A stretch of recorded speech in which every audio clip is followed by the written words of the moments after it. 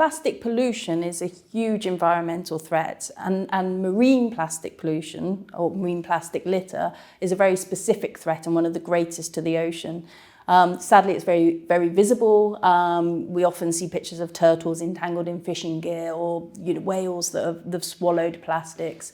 So it's hugely threatening to marine life. And there are other aspects of marine plastic pollution as well, from microplastics getting into fish that we then ingest as humans. But also the production of plastic has a huge environmental footprint too. The production of plastics uses fossil fuels, so we get lots of greenhouse gas emissions. And for example, producing a bottle of water, the average bottle of drinking water you drink uses 3 times as much water to produce than is in that bottle. So it has a huge water resource implication too. So it's pretty much all bad news for the plastics that we don't need and that we don't dispose of properly. And I think plastic pollution is a shared and collective responsibility. We all as individuals contribute to plastic pollution. And whilst a ship can take every effort to manage its plastics well on board and discharge them to land in the proper ways, the mismanagement on land still means they may end up reaching the ocean.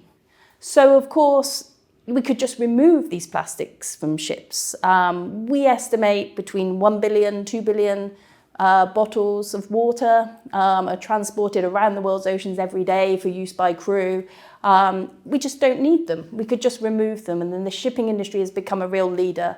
It's really shown that as an industry it's progressive and it can take action. What we're suggesting here is to remove these single-use plastic bottles and replace them with these new advanced onboard drinking water systems. So these are not the old way of supplying drinking water that we often hear about anecdotally, that the water is dirty, that it doesn't taste very nice. These are new systems and they're really great. But what we find is that ship owners are really lacking practical information. How do you choose the best system for your ships? Where do you put it? How many do you need? So we've produced at BIMCO a practical guide that really answers all the questions that a ship owner might have if they want to make this change. They want to take the plastic bottles off the ship and replace them with an onboard system. Crew reluctance is a really big issue and one of the major limiting factors, and we know that.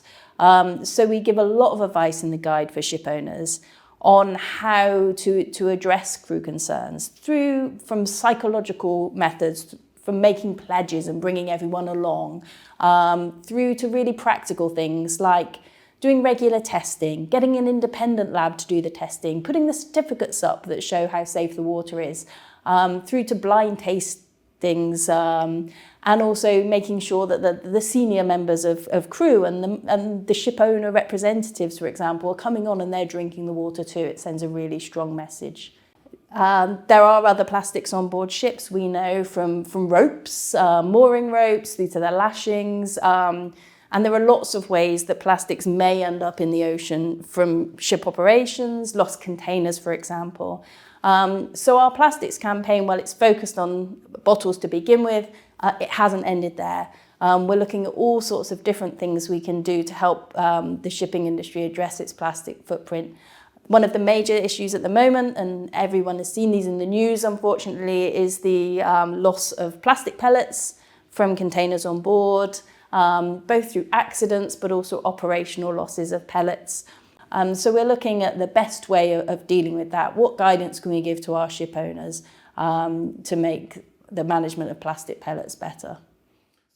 This really requires a collaborative effort. We need ship owners, operators, managers, suppliers to work together to address this issue. This is the only way we're going to achieve it.